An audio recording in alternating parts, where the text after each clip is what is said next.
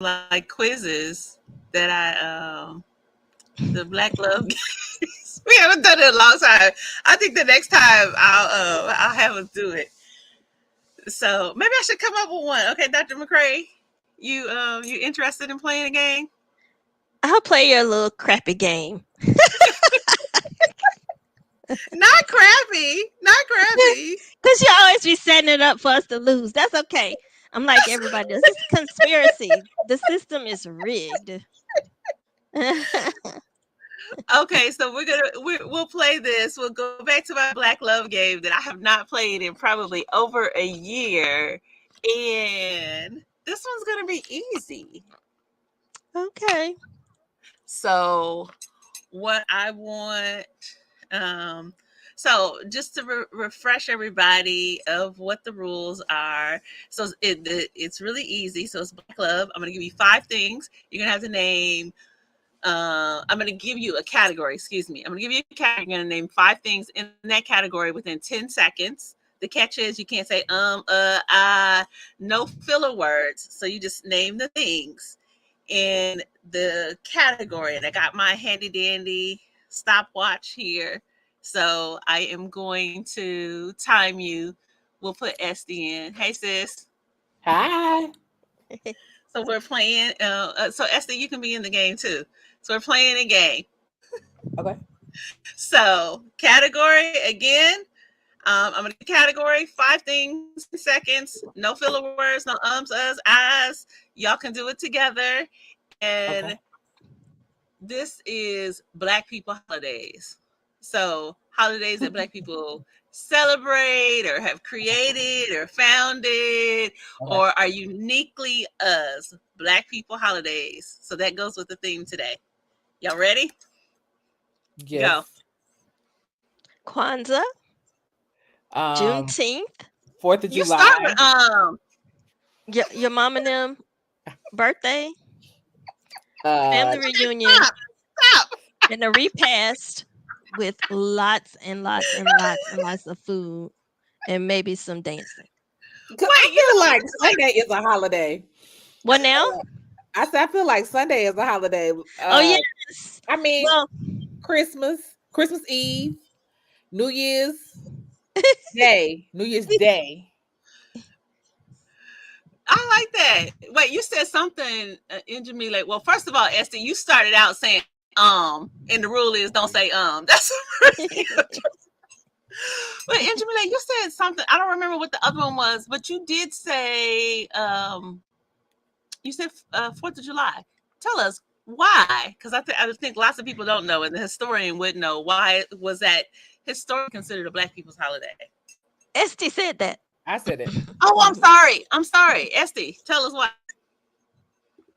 Oh, I have a very personal reason. I think Jamila should give the historical answer, but I would say that, like, what I know in my experience from being from Macon, Georgia, is that people were off, so they would be like, "We ain't putting up no flags. We don't care about that.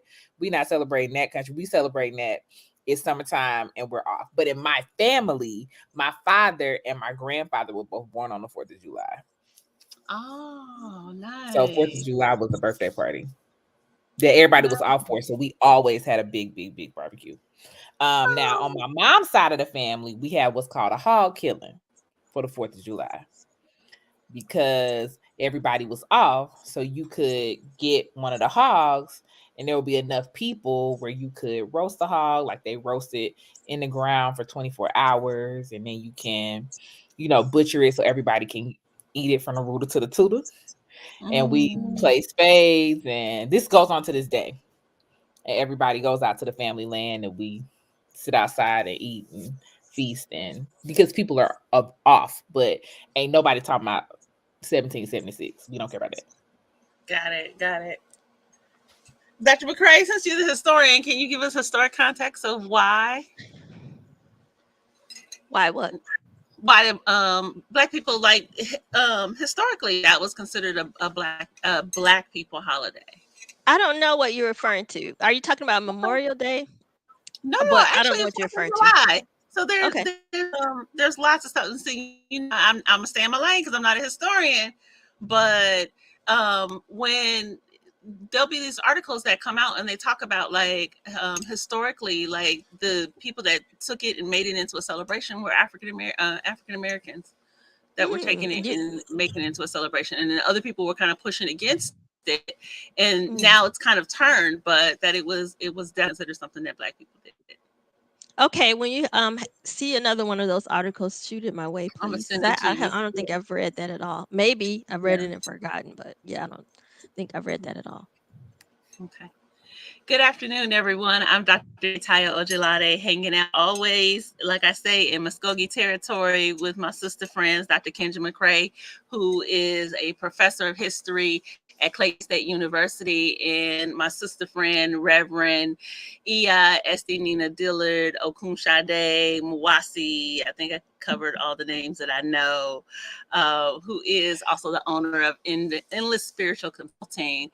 And today we're talking about something, I think this is going to be a good combination. So we're talking about something that I think is important at this time of year. We're going to talk about how, as people that have a Pan-African identity, that we engage in Western holidays. And I see a couple of people that are watching. So, hey, y'all, thank you for watching. Do us a favor and share and like this. I see somebody that's already liked it. Definitely comment, because I'm interested in what people are doing in terms of European holidays. I want to start off this conversation and kind of shape it in a particular way, because I think some of the rhetoric that I heard when I was younger is like, oh, those are European holidays, those are Western holidays, and people just are dismissive of Halloween just passed this week. We're coming up on Thanksgiving. You got Veterans Day, Memorial Day that passed. We've got Christmas, and people get dismissive of those holidays, New Year's, things like that. And over time, particularly when you have kids, you got to figure out how you're going to engage in those holidays. And so I'm interested in just kind of opening this conversation for dialogue, and particularly with you, Dr. McCray, from a historical perspective, you can just kind of chime in, but then also with you, Reverend Estee, I'm also interested in just kind of from a religious perspective of like how Black people engage in holidays, and meaning making around holidays, because I think we do stuff very unique, very unique ways. Okay. So let's just jump in and start. For the two of you, tell me, what do you do? Let's start. Halloween was this week. Let's start with Halloween. How do you engage with Halloween?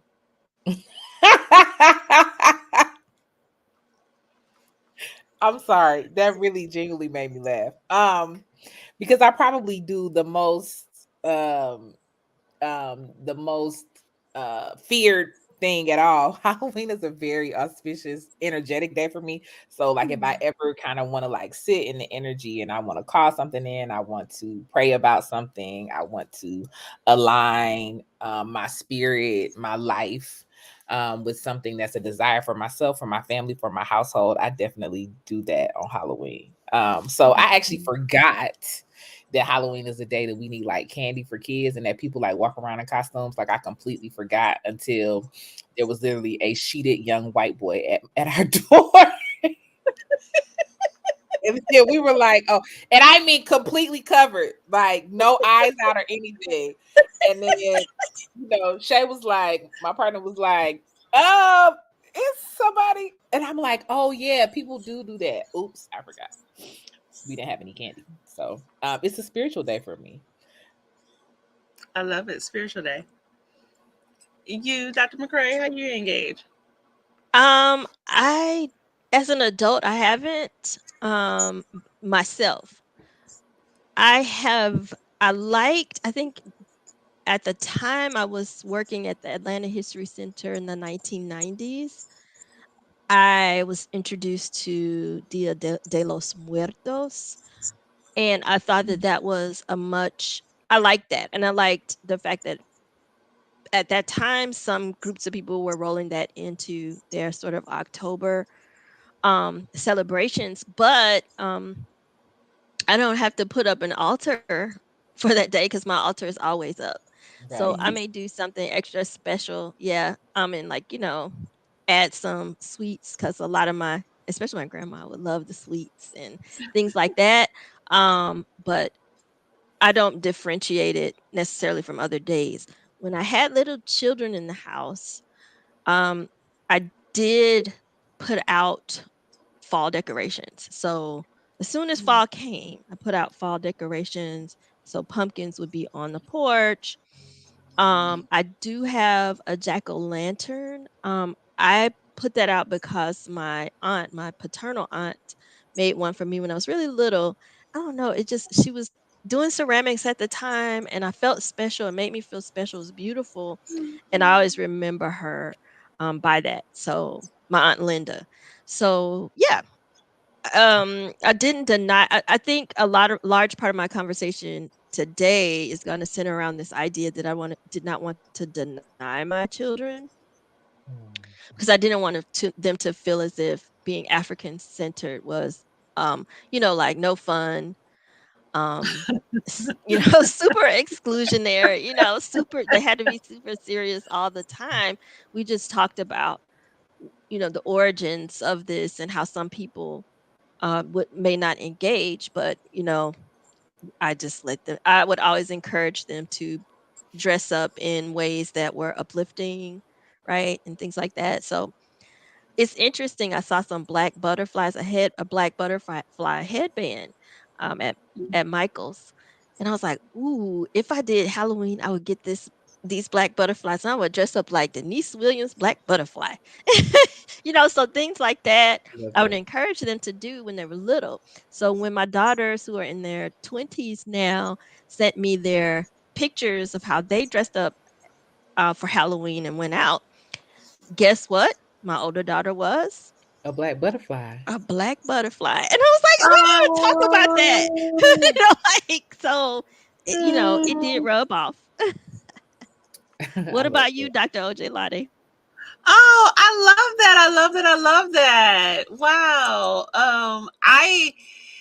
So as an adult, I have not fully gotten back into it, even though I had this plan that somebody who will remain nameless talked me out of. I had a plan of doing a Dia de los Muertos celebration since my birthday is in October, and somebody told me that one of my friends that is a historian told me that it would be better to wait until Black History Month because I was just doing too much. I was really doing too much. But I was excited about the idea of dressing up.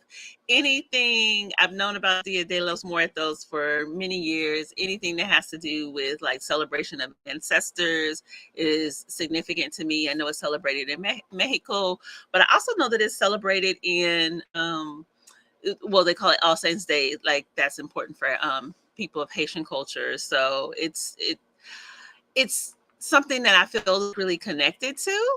Um, and I don't think I have quite found my groove as an adult of how I'm going to engage in the holiday, but I do have an interest in engaging in the holiday. Like Dr. McCray, when my daughters were young, I didn't want to deprive them, and I will give her credit for that. Is that she would always remind me of that, we've got to decorate and we've got to do these things for our children because we want them to feel like really engaged. And she was the one that would stay on me with that. So one of the things that I absolutely loved and I really miss that the girls got to do when they were really young, starting in elementary school. Our daughters went to the same school, and they dressed up as so they got to dress up every year for Halloween, and they had a huge party at school, and they dressed up as an important figure in Black history. So all the kids had their costumes. They had to have their little speech ready to be able to tell who this important person was in Black history. And they had this massive party, and they were so excited about that experience. And I love that they were able to have that. So, I mean, that is their kind of foundational memory of Halloween. And I wouldn't have changed that for anything. I think it was a very good and powerful way for them to be able to engage in the holiday. The other thing I would add too about Halloween is I really do believe in Halloween as it is. It's All Hallows Eve. So I also celebrate All Saints Day, which is November the 1st. Mhm. But much like what Angela just said, that for me is about, giving some things to my ancestors or sitting with them or praying with them or whatever, it feels like would be a good opportunity to commune with them. And I also have been a person in past years where, around that time, I really believe in a good party because I feel like, when you want to celebrate that energy, you kind of want to be with other folks. Mhm. So I love that. I love what y'all are saying. I just wanted to add in partying and All Saints Day. Mhm. And that's why I was thinking, like, I had this whole theme, and I was like, oh, we're gonna do this Dia de los Muertos, and we're gonna do it African style. So I had found all the stuff, like I was ready. And then my girl was like, yeah, you got a lot going on. That's too much right now. But it is a very party energy. Like I get you. I'm with you. I'm with you. I also though can see it fitting well for for Black History Month instead. Hmm. So Yeah, yeah. And what I want to do more is I really want to kind of explore that idea of All Hallows Eve, because I think what happened just in terms of my own intellectual development from a Pan African identity perspective is the early stage of development is anything that feels Western or European is automatically rejected.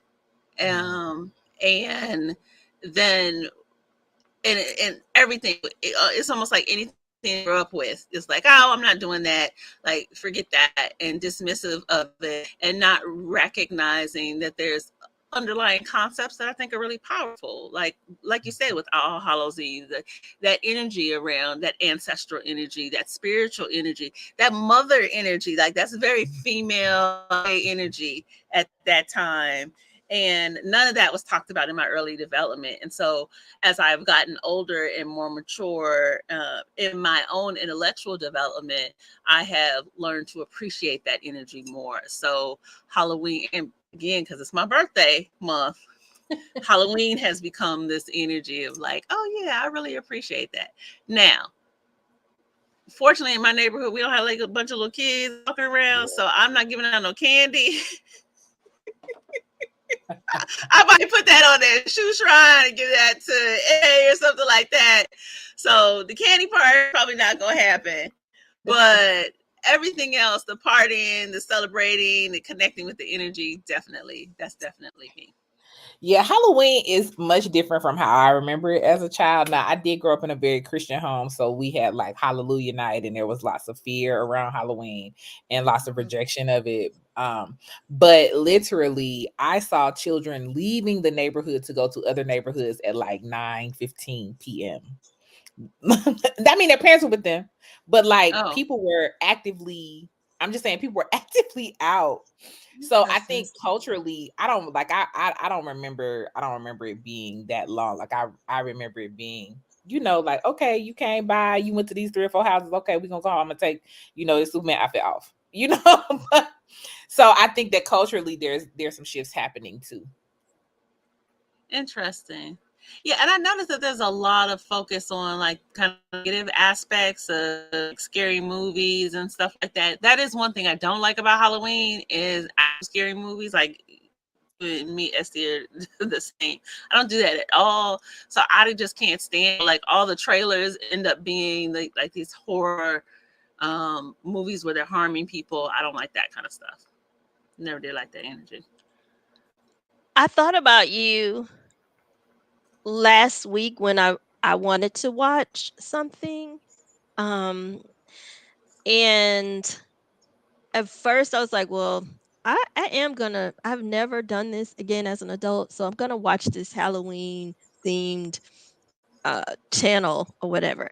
And I didn't like that stuff either, right? Like the one was the whole premise was the person liked to hurt other people and she was able to live that out. It was just odd.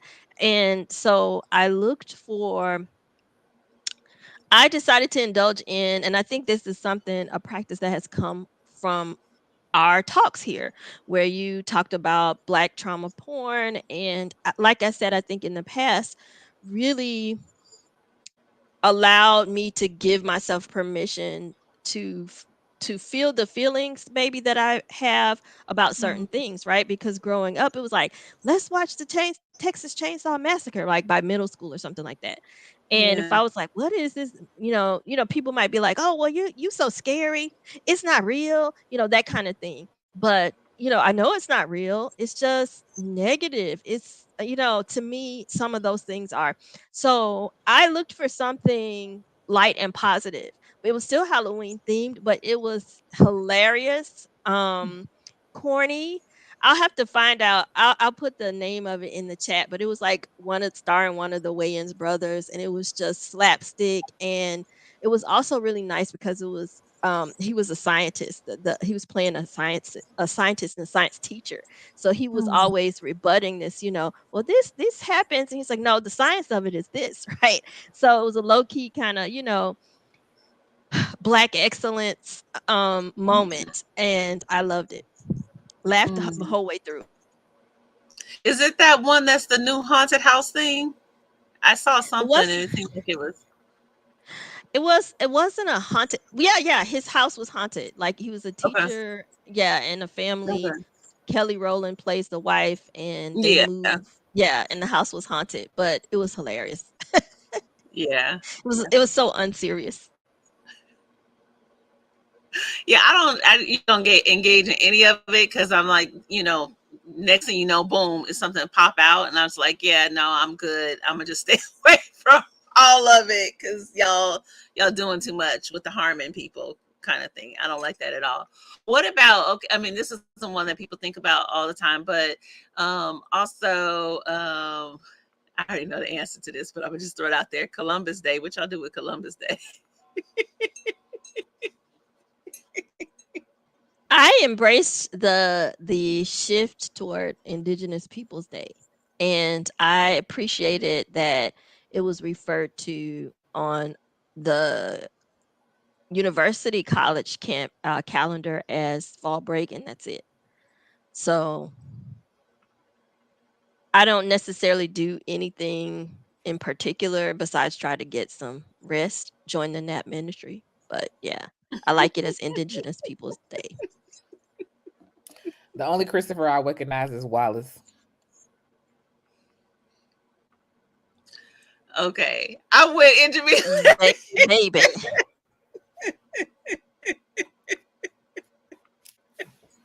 It's my truth. Yes, I do.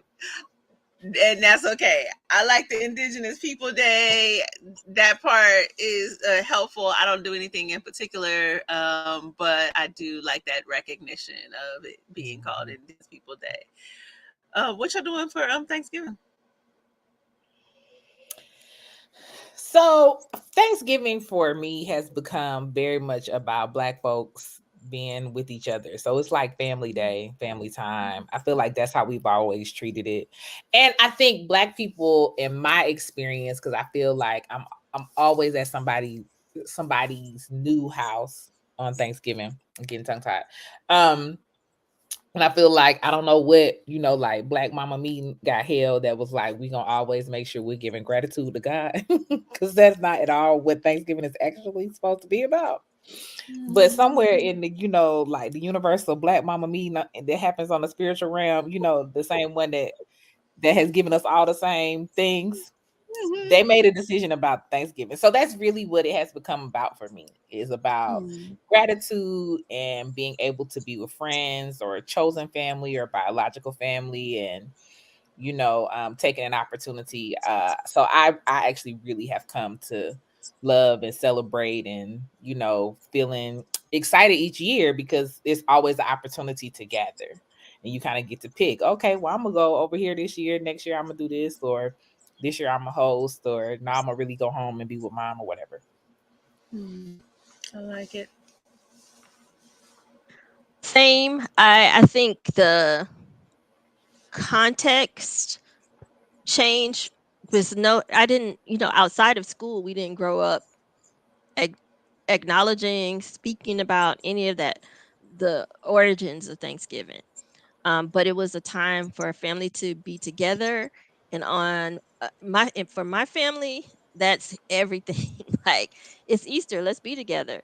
It's your birthday, let's be together. It's Saturday, let's be together. Sunday, let's be together in church, and then afterwards for dinner. So it was like, we're gonna be together on Thanksgiving, and we're gonna be giving thanks. And of course, being Southern Black people, we're gonna be giving thanks to the Lord, our Lord and Savior, um and each other for, being there for each other. We're gonna go visit the sick and shed in if we have any sick and shed in. Right. And it's gonna be, some good food, right? So I think another dimension that you added, Dr. Ojelade, was we would often go at some point during that week and make offerings to indigenous ancestors. And I like that, and I'm hoping that you will set that up again, because I really do like it. Yeah, I see. It's so funny. I was telling somebody about it the other day because someone was asking me what to do for Thanksgiving. I told them that you came up with that. I didn't realize that I came up with it. So that's so interesting. But yeah, that's what we would do with the girls when they were little, is that we would definitely go and make some type of offering to indigenous people. And then it wasn't a long thing. And we would just remind them that, we're getting ready to have this fun and get together and celebrate and eat lots of food. There's also this symbolic marker of what Thanksgiving means to indigenous people of this land, which is very separate from, I like how you said it, Estee, the Black Mama conversation that happened in the spiritual realm, because of course then the conversation with the girls was, what are you thankful for? So so we got the memo. Like, we definitely got the memo of, like, focusing on being thankful. And I'm glad that we did that. I mean, like, I can remember very um, fun holidays. Like, some of them spent with, like, biological family on Thanksgiving. Some of them spent with chosen family on Thanksgiving. Some of our most intense taboo battles have happened after Thanksgiving dinner, when folks would get upset. And it was just fun. It was complete fun, and it's a time where, like you said, people are off. You get to see people and connect with people, and I definitely cherish those memories of when the girls were little. I mean, as they've gotten older, like last year, we actually went to Las Vegas, and we spent an entire week in Las Vegas for the Thanksgiving week. And then one of my girlfriends, two of her sisters lived in Las Vegas. So we went to their house for Thanksgiving dinner. So I got to spend the Thanksgiving in Las Vegas with my daughter, and sharing it with some other folks. And we had some indigenous folks there and people of African descent, some from the US and some from Honduras. And it was just an amazing experience. And so I just love the idea of being able to connect from people around what are we thankful for, and also being able to at the same time balance that with the recognition of this marks the destruction of indigenous people in this country. I What else we got? forgot about Taboo. Friendsgivings. Yeah, Friendsgivings with the game of Taboo. I don't know how I forgot that, because Friendsgivings were so much fun. And I think one thing I really liked about them was, I talked about the food that my family offered, but it wasn't always friendly to other diets besides as one time Tom Joyner said, the Birmingham diet. It was a running joke because the caller, they're like, what diet are you on? And, are you successful? And somebody called in and was like, I'm on the Birmingham diet. And they were like, person, I don't know if it was a sir, ma'am, person, Just get off the phone. Get off the phone. There's no such thing as a Birmingham diet. What is the Birmingham diet? Barbecue ribs, ham, so yeah. Besides the Birmingham diet, they don't offer much else, but Friendsgivings in Atlanta were so fun because everybody brought and contributed dishes for a variety of palates and a variety of dietary habits, and it was awesome. So I think from being in the, like, as you're calling it, Pan-African community, as one of my daughters calls it, the Afrocentric nation, I learned to cook so many good soul food dishes vegan style. And it was one hilarious time we were together, and there was a family who would always come to your events, and they strictly followed, as they called them, the health protocols. And I brought vegan. Everything I brought was vegan, and I think I brought black eyed peas one time. And I would put carrots in my, like, little diced up carrots in my black eyed peas. And he kept asking, the father of that family kept asking me, "Are you sure this isn't ham?" I'm positive. "You didn't use one of those dry mixes? You sure this isn't, like, there isn't ham added in?" "No, I'm certain." I did not use any. This is plant based, and then my potato pie is plant-based, and people couldn't believe it. It was so much fun, though. I don't even remember that. You have to tell me who that was afterwards. Now, and you know what the thing is that I remember that, and I'm gonna have to put my order in, is that Angelina makes the best sweet potato pie. Like, I can make sweet potato pie, but she makes the best. Yeah, so I'm gonna need me 2 sweet potato pies. I need one for the freezer and one to eat. Thank you. If people from far and wide would rave about y'all's family greens and vegan cornbread combo. Oh yeah, yeah, yeah. Okay, so we did Thanksgiving. So the next up is Christmas.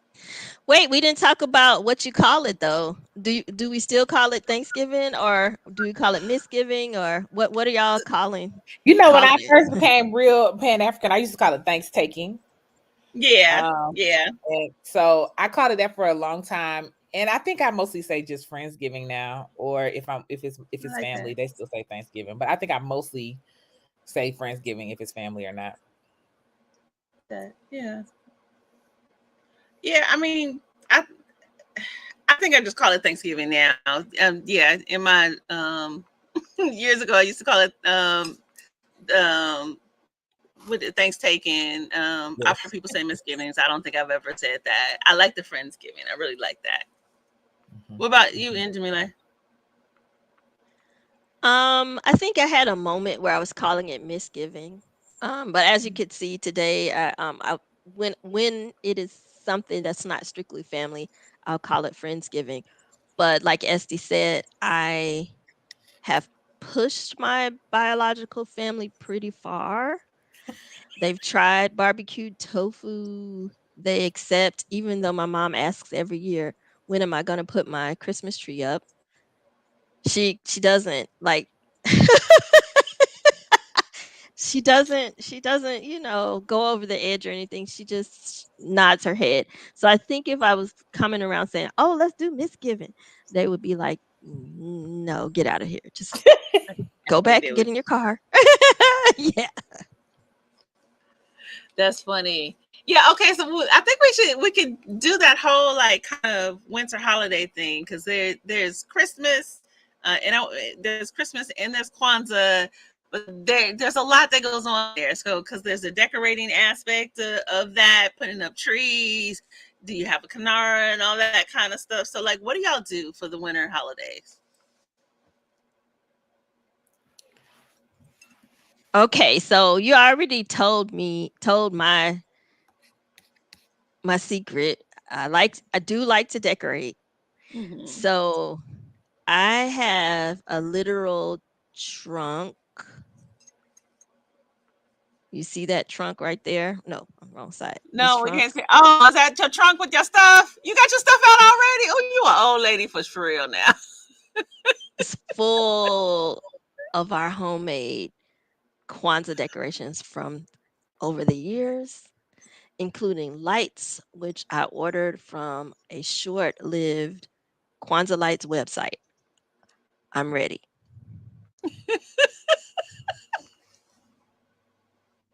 how emphatic you are for me. That's really sending me over the edge. I love that. I love that. So I really like Christmas. And Christmas has never felt challenging for me because a lot of my Pan-Africanism came after graduate school, and I know that Christmas ain't about Jesus. So it doesn't feel like it just never challenged any of my other stuff because Jesus wasn't born in December, and like all of that's manufactured. So I like Christmas. I like what it means. I like the idea of like a season of giving. I like giving gifts. I like receiving gifts. I like celebrating. I like that it is connected to Kwanzaa. So I celebrate the whole season. I like Christmas parties. I like trimming trees. I like decorating. I like all of it. But I think because of that, I am not like I'm loosely tied to all of it. So each year kind of looks different based on what I'm in the mood for and what I feel like and just kind of how I want to spend the season. So I like to celebrate giving and being with family and celebrating winter and those kinds of things all feel connected to me. I of course celebrate Kwanzaa, so I always do something for each one of the days. But like I always am. At some point, I'm gonna have folks over for something. But I'm like a lover of the things of the season. Like I like pumpkin spice and eggnog, and I now know where I'm getting my sweet potato pie from, and you know, like I like wreaths on the door and traveling and that kind of thing. So I enjoy celebrating the season and just incorporating all of the pieces that feel African and fun to me. Yeah. I'm this way. And again, I have to give Njamile credit for that. Of when the girls were little, she was just like, "We got to do something." And now I grew up, and we won't get into it because we talked about this before. I actually grew up not celebrating Kwanzaa, no mention of Kwanzaa or anything, Same. and that's Same. more political stuff. Of where I grew up in an anti-Kwanzaa household, but we absolutely celebrated Christmas and Thanksgiving were very big holidays. So I didn't even say this about Thanksgiving. So when I grew up, for Thanksgiving, you got a new outfit. The silver came out, the crystal, like they were renting tables and chairs. Like it was a huge production for Thanksgiving in my household. So I didn't even realize that people like ate on paper plates and wore jeans and like that Thanksgiving could be casual because it was a thing. And so then Christmas was also like really big. So there was special dishes. I grew up around a lot of Creole folks, and so then that's when you pull out your seafood gumbo, and I didn't like it as a child, but they would do oyster dressing. I mean, there was all these things that would happen as a result of the holidays. So as the girls were growing up, there weren't a lot of Kwanzaa things that were available. And so we would make things, and those times just became bigger and bigger. And I think the foundational thing was a lot of us, because of the circle that we moved in, a lot of us were actually off for that period of time. Mm-hmm. And so like if it wasn't for a week, week or 2 weeks, 3 weeks, that people would be off. And so there was a lot of moving around and socializing around that time. And so I think it became very just like a time of celebration. So that's the way that I connect with it now. I mean, I even remember, I don't know if y'all still have them in Jamile, because them shirts is probably about this big. In Jamile, one time went into Kmart and found, because it's the queen of Kwanzaa, she found t-shirts that said Kwanzaa on it and bought them for all the kids, and they were already too small, but they wore them for years and years afterwards. Because that was at the time, that was the only place that they could find these shirts that said Kwanzaa. And so She gave me my first electric Canara. And so we've got like all these kind of decorations. And so now my head is thinking about this year, because I do like a big, what do you call the thing over the door? Like, so Garland. yeah, it's like, Yeah. and then I put like this African fabric, and I got like all these things, and in my head, now this probably don't make no sense. In my head, I'm gonna change the African fabric every year and the color of it and stuff. I don't know if that's really gonna happen, if I'm gonna do it this year, if I'm gonna change the fabric. But like, there's all these things, and then I have like all these plants in my house. And so last year, I took like these African earrings that I got expensively, and I put those on like they were little ornaments on a tree and everything. So yeah, I mean, I pretty much go all in for the holidays. Um, what we have started to do on Christmas Day is, years ago we would go to my cousin's house, and then what we've started to do now is just make a special meal that is like a special family meal, and we do that together. And then I always host a big party during Kwanzaa, and the theme has shifted over the years. So there has been like massive parties with families at my house during Kwanzaa, and now we didn't have as many people. I think we might have had like 17 or 18 people last year at my house, so it was a smaller event. But we had a particular theme, and my theme now is to make sure to cook gumbo when I invite people over. So I always look forward to that. I already got my date plan. I already got my folk things kind of set up already for the winter holiday. And one thing, so I will point this out, one thing that I do miss that we don't do anymore is on the days of Kwanzaa, we used to move to different people's house every night, and just go to different, like, so there were certain people that had certain days that were fixed, and I had a day that was fixed. And I know Jamila used to always do Friday night. She was like, whatever it is, I'm doing the Friday night. And that is one thing that I miss, that I wish that we still did, because I enjoyed the moving to different people's house every day.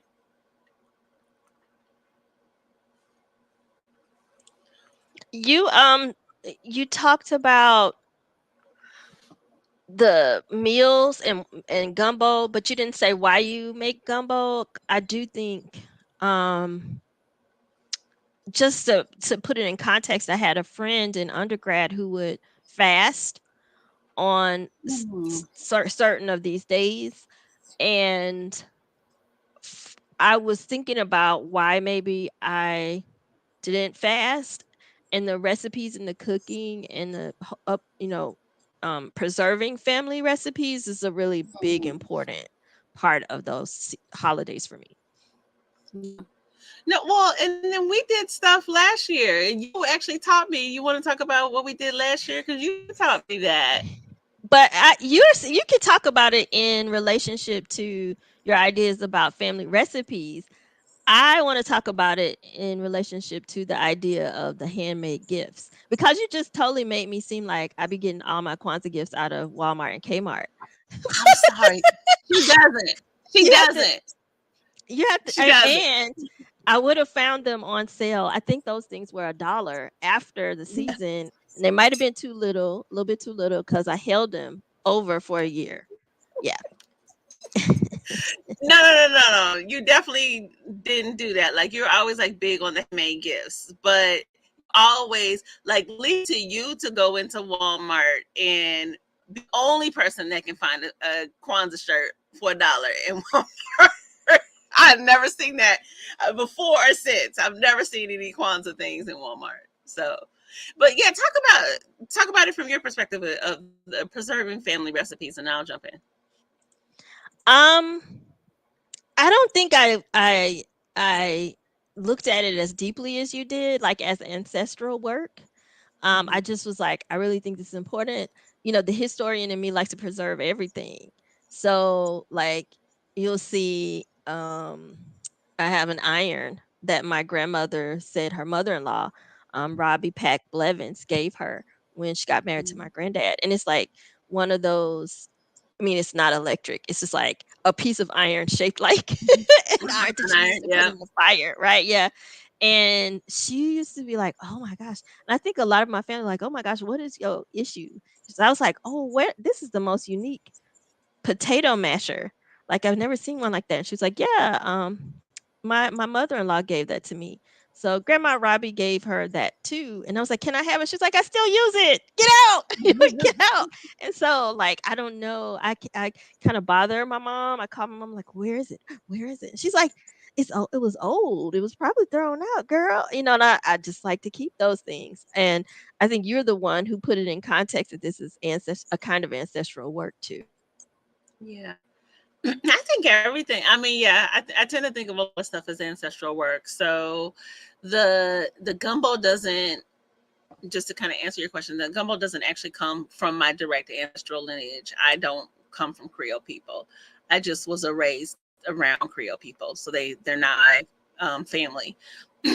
But it's something from my childhood that I remember, that I enjoy, I look forward to, and every Thanksgiving, every Christmas, we had gumbo, and so it's just important for me, and I see it as something to be able to pass on to my daughter as part of kind of this legacy.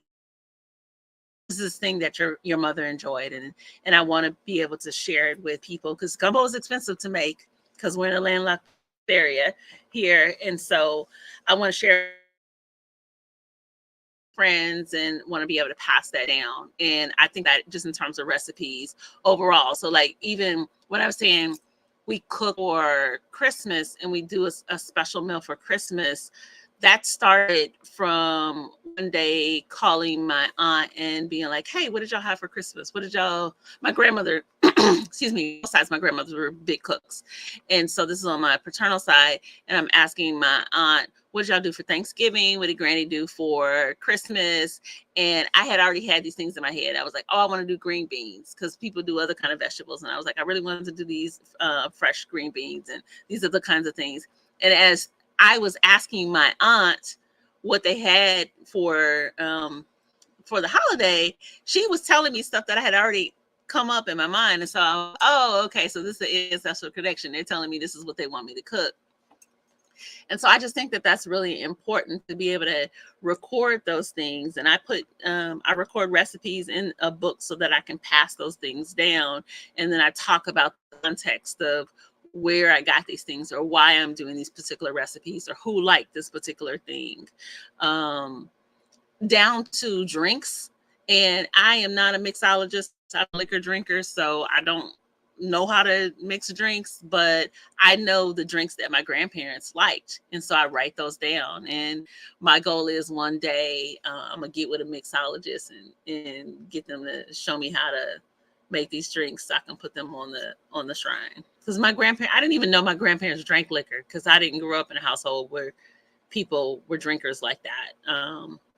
But I found out they did, and so I wrote that stuff down. So I think that is fun. And then the last thing is just like, even with like little gifts. Last year you showed me how to do the pepper sauce. Estee, I know you said you don't like pepper sauce, but I was excited. I was so excited. It's too vinegary for me. Like, I'm not a good. The vinegar and the heat. Yeah, just give me the heat. I love it.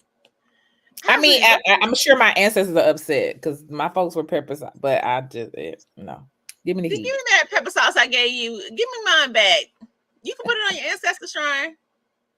Right. Put on your ancestor. Yeah, I mean, yeah, I agree with all of that, because I think more than just even though I grew up very, very, very Christian, and my folks are still, I think that it really was a season of celebration. I think like just kind of how we functioned as Black folks. And yes, children were out of school. Most people could get off or could get a couple of days off. So they had the flexibility so like we always did something on Christmas Eve. Somebody always had a tree trimming party. There was always going to be multiple gift exchanges. We were very family DNA family oriented. So I think that's why Thanksgiving feels very flexible to me, because Christmas we were going to be at grandma's house. Like that was not up for discussion. That was not an option. So I Which was grandma? I, Your mother's mother or your father's mother? both sides of the family felt the same way. So I was the only Okay. grandchild that had that. Okay. So I would have to pick. My Okay. parents would have to pick before they Okay. divorced. Um, which was very traumatic when they did divorce, because then I was like, because usually I had some backup on my choice. Mm-hmm. Mm-hmm. But yeah, my dad's side of the family, that would be the time when everybody came home. My dad was one of 12. So everybody was going to my grandmother's house, to their mother's house. On my mom's side of the family, we were always together for Christmas, but it was more my mother's father's family Okay. that was really invested in gathering. So they would literally have a family reunion on the 26th. So everybody would be at their individual like nuclear families' houses. My grandfather was one of 10. And Mm-hmm. then everybody would meet on the next day for a family reunion. And I have a great uncle who's still living right now, who has orchards in Florida.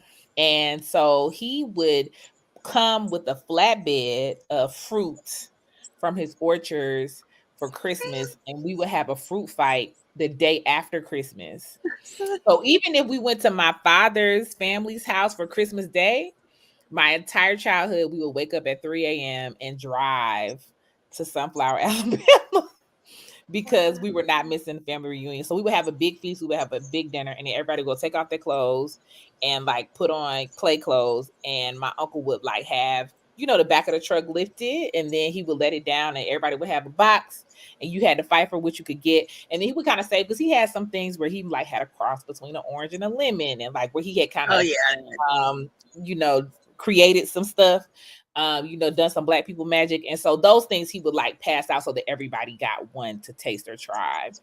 And that was like our family tradition in the Fields family, which is my mother's maiden family, her paternal side. So for me, I saw both sides of my family, like 90% of people, until I was in my 20s every year. Got it. Wow. Wow, that's powerful. Mhm. Huh. Well, what about New Year's? Did y'all grow up black eyed Yeah, peas and greens and all that stuff?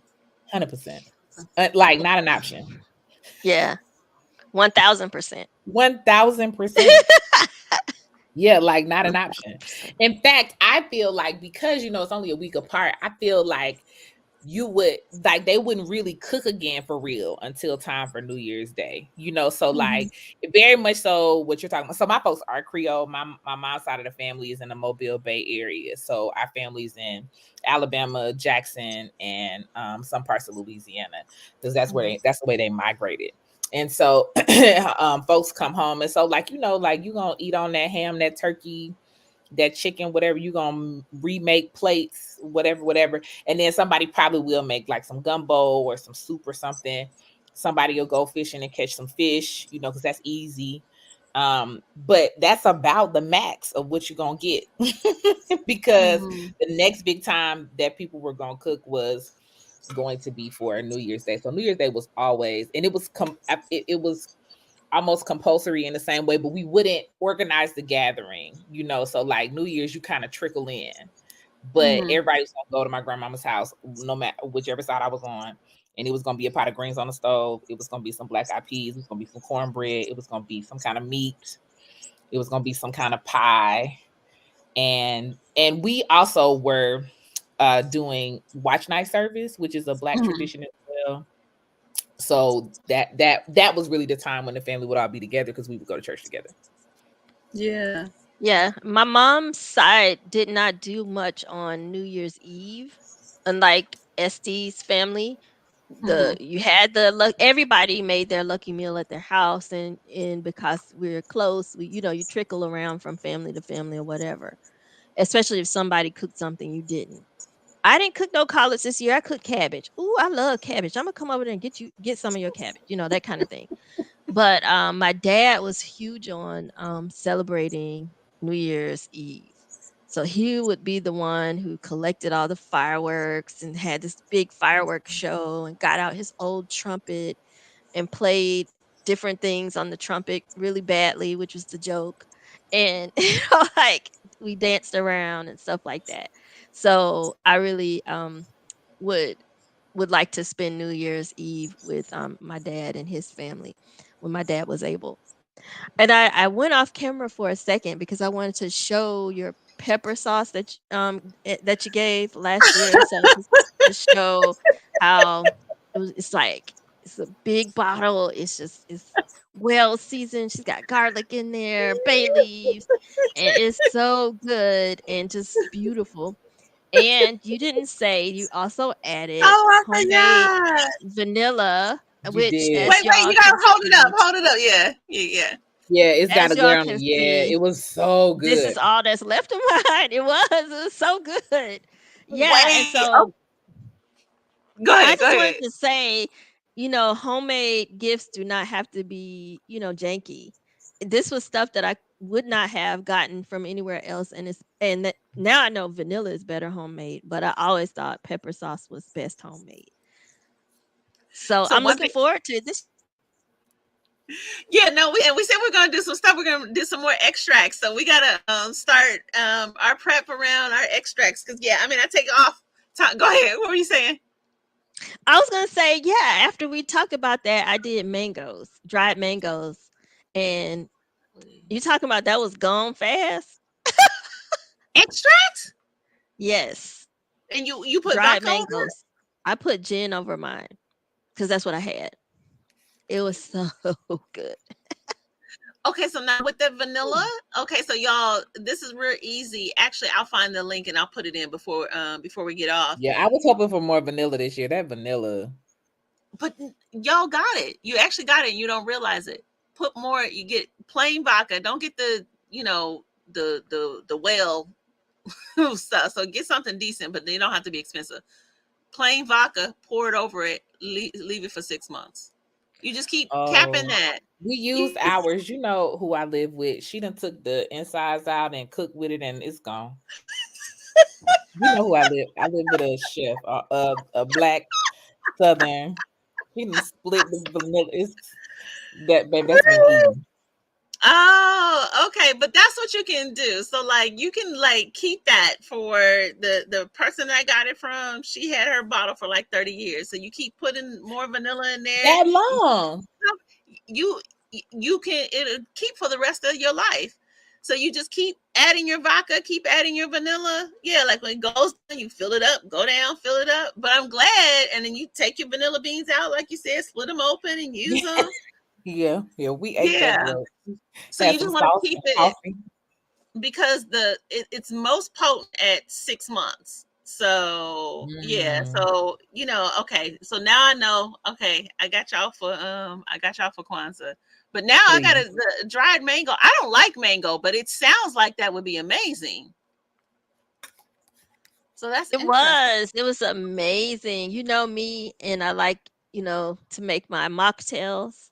Mm-hmm. So adding, I think, a tablespoon of that to my mocktails did not cancel out the mocktail and push it over to a cocktail, in my opinion. And it added this blast of mango flavor. It was so good. Oh, okay. And you can pretty much do it with anything, any kind of extract. So you can do it with lemon pills, lime pills. That we were thinking about that this year. What I say we were going to do in Jamila? You could do You it with so said many things. coconut extract, and then the things that you said already. Yeah. Yeah. So I just got to get the right bottles for that. But I'm glad y'all liked it. Yes. And that one was really easy. And so I know we got to get ready to go, but I was going to say this. So when we were in Zanzibar, and you probably saw this, Estee, because you've been in Zanzibar, they had huge bundles of vanilla beans because, of course, it's one of the places that they come from. And so they were like these massive bundles. But then they would just be out on the street, like you just had like street vendors selling them, and I was just like, oh wow, you're like, oh, that's a lot of vanilla, but yeah, I'm not gonna buy it from. It doesn't look super sanitary. But it was so interesting just to see like people just, I didn't see no hand washing or nothing going on there, and they, wasn't packaged up, but it was very exciting to see, and I'm sure I could have got it for a steal. A I steal. do want to, because they had it like, and it was gonna be sanitary once it got in the vodka anyway. I thought that for a second. I did honestly think that for a second, but it doesn't get my vote. If you out on the street and you just got like it's just open air, and there's no way to store it, and then I think my other concern too is like, if you get it through, they might go through your bags, and I'm thinking about other people's hands on like it. Oh yeah. I was like, oh, that's not gonna be something I can bring back. No, it didn't look appetizing. But I did get to see vanilla trees. So it was pretty powerful to see that. I wonder if we could do it with cinnamon. Probably not. Let's try it. And let's not give away all of our secrets. Oh, People okay. have to tune in next year. I was thinking the same thing though. Like, don't let me to fail, but a try. I did put a link in there, everyone. So if you're interested in making your own vanilla, I did put the link of how I did it. Like, it literally takes not even 5 minutes. The ingredients can be a little pricey to purchase, but once you get it, then you can keep it for the rest of your life. You just keep pouring that vodka over it. And the same thing with the pepper sauce. So maybe next year, what we should do is we should get together and we like try to cook or something, do something like that. We make some Kwanzaa gifts early. But anyway, okay, this time always goes by like super quick, and I feel like we didn't get to the rest of the holidays. We get past January 1. Oh, I thought that's what it was for. The end. This. I mean, it's end, but then I was like, I was gonna go into like other stuff, but we just don't have time. I will say that I do black eyed peas and greens. That's something I've done as an adult.